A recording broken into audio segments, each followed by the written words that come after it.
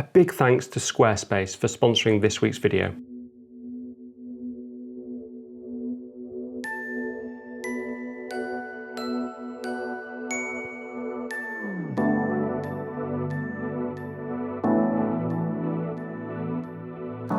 Morning everybody, fantastic to see you all again. So this is a bit of a last minute thing.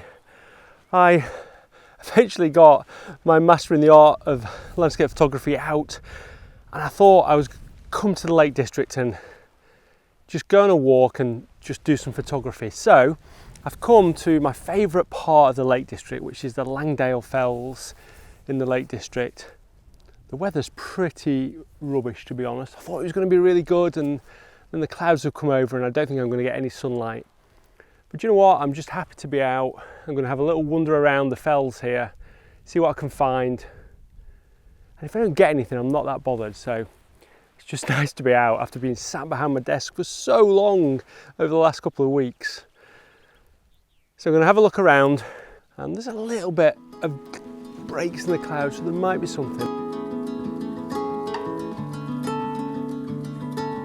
So because I've been so busy over the last couple of weeks just trying to finalise this course, I really haven't got out and just enjoyed myself doing some photography for quite a while now, because I took a lot of the footage a long time ago and just been looking at it all and editing it, even though I've had some help. And it's just fantastic to come to a location like this and just walk around and start to, you know, get into doing some proper landscape photography again.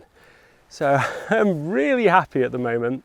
I think it's, you know, that's what's good about landscape photography. It just sort of allows you to forget about other things. It's great to get a good photo, and it's exciting when the light gets good. But for me, just walking around landscape like this and you know, the hunt of that composition is almost as good as getting the amazing photo. And you know, when you have conditions like this, which are potentially really exciting, it could work one way or the other, then it's really good fun. So let me tell you a little bit about this wall and what I'm thinking here. This isn't a composition that I'm going to use, I don't think, but I'm sort of following this wall. I've got the trees with the blossom on, which I think sort of help to bring, you know, some of the features out of the landscape, because otherwise we've just got trees and there's a lot of green at this time of year. We've gone past that sort of early vibrant spring colour, or we're getting past it, so we're getting to the darker greens now. But with this blossom, it sort of helps it to stand out. We've got amazing sky, which is just so good in landscape photography. If you have a sky like this, you can just sort of not worry about it. You know it's going to anchor the top of the image really well.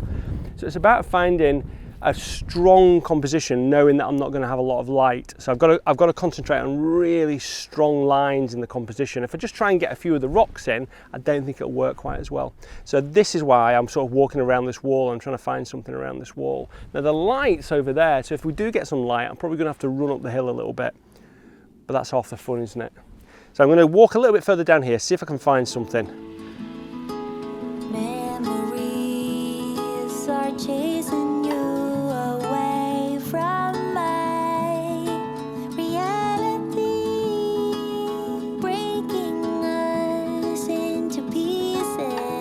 So I found a bunch of really nice rocks around here which have got some nice lines in them, and it's just a question now of trying to find a good composition with these rocks. I'm actually getting some good light, but it's sort of very patchy. So over in the distance there you can see the light on the mountain in the background's really nice.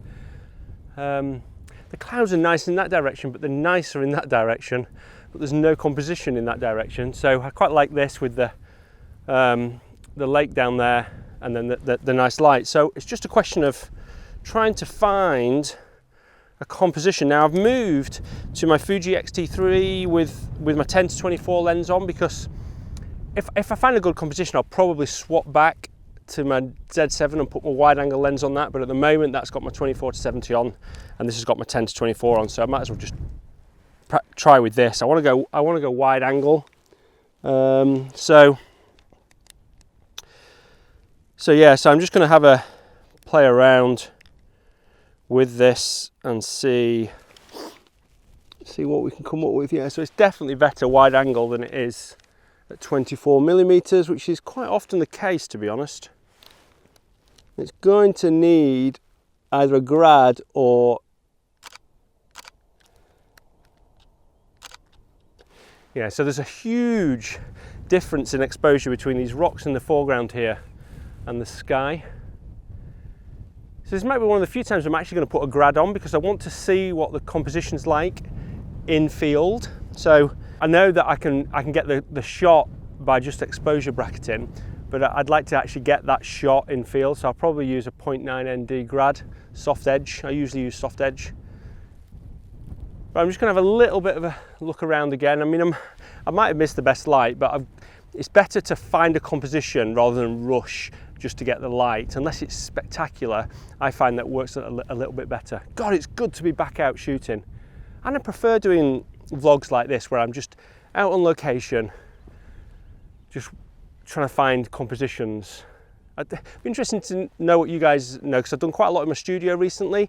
You know, do you prefer it when I go out on location? Let me know in the comments below, because I definitely do. I'm going to do more like this. Back to how I used to do it, definitely. Right, that light's going to go. I need to go and do something. Well, that didn't go quite according to plan, so I was going to get my filters out, and then I was looking at the light, and as you can see, there's light still on the hill over there, but the light was really good for about, I don't know, a minute, and I thought I've just got to get the shot really. So I didn't have time to change my lens on my Z7 for a wider angle lens. So I left the 10-24 on my Fuji, and I set up my tripod quickly so I could do an exposure bracket. And what I did was just try and get these rocks at the bottom here in the frame so that they're just sort of nice and uniform at the bottom, nothing too distracting. And then I've got the layers through the scene, and it was some really nice light just down there. And then as you can see, the clouds are just amazing. If I just show you the clouds there, they are just amazing. It worked quite well, I think, as long as I've got the bracketing right. It was all a bit hectic, but I think that's quite a nice shot. Now, it would have been nice if we'd had a little bit of sunlight on the rocks here, but sometimes that contrast between a bit of light down in the valley and no light on the rocks can look quite good, because it can just give you that sort of, tells a story really. It tells you the story of, there's a bit of light, is it going to come? The clouds are looking fairly ominous. You know, is there going to be rain? Is the light going to stay? Oh, this is just fantastic. It really doesn't get any better than this. I am so pleased to be out again. The clouds are amazing. I might just take some pictures of clouds.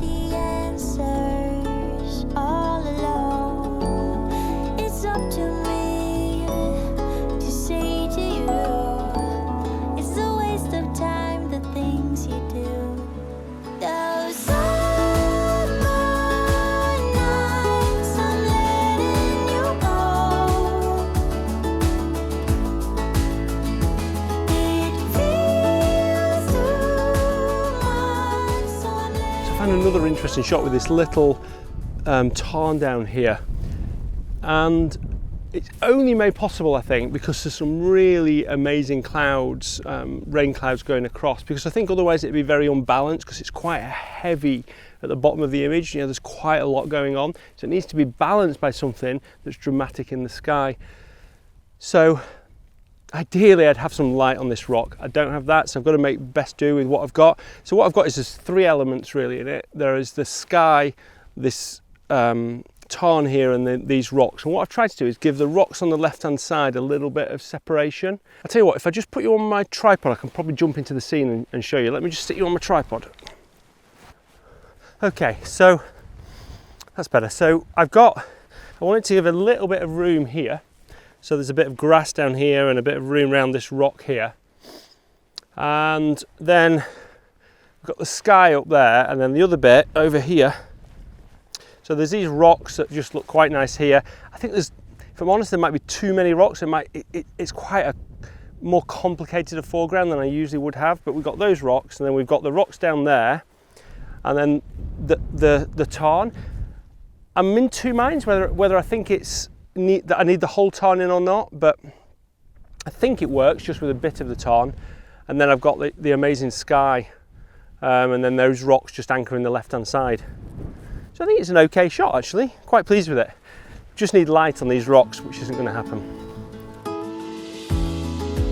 Memories are chasing me away from my reality, breaking me. Well, that was pretty epic. The clouds are amazing. But it's flat at most places now. There's a little bit of light reflecting off the tarn there, which looks good. So I might just look around there in a minute and just see what else I can get. But wow, what an evening just to wander around. And I think I might have got some good shots. I'm not 100% sure, but it doesn't really matter because I've had a fantastic time, and that's what photography is about, isn't it? I wanted to mention Squarespace in this video. They're sponsoring this video. Recently, it's made a really big difference to me because I've had to do things on my website for my new course to be able to gather people's emails so I can tell them about it.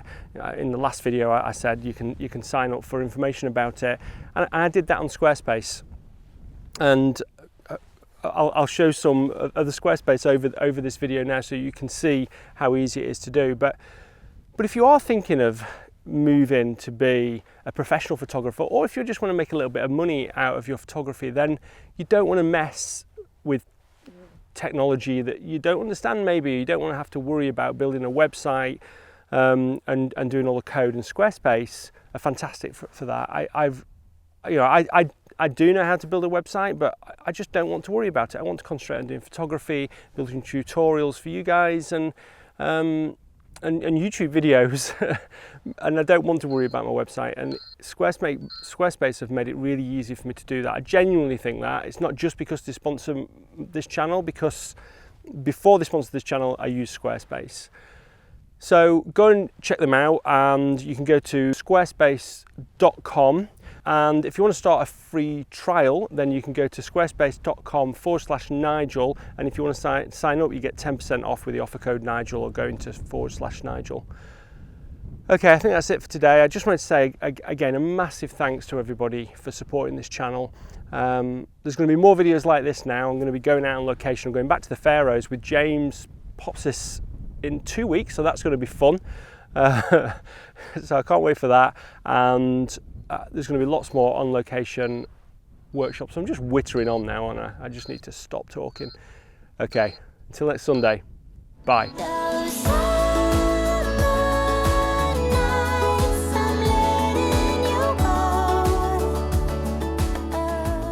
That is just incredible.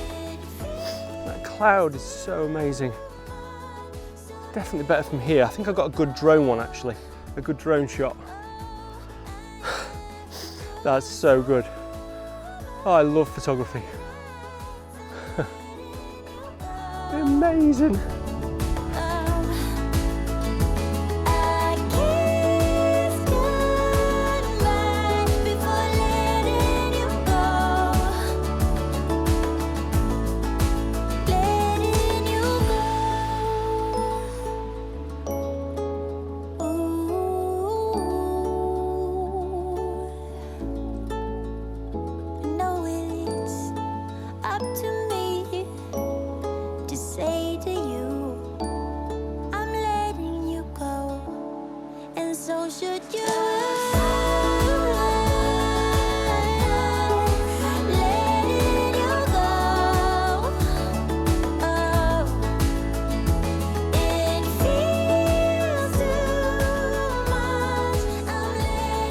Oh, that cloud is amazing.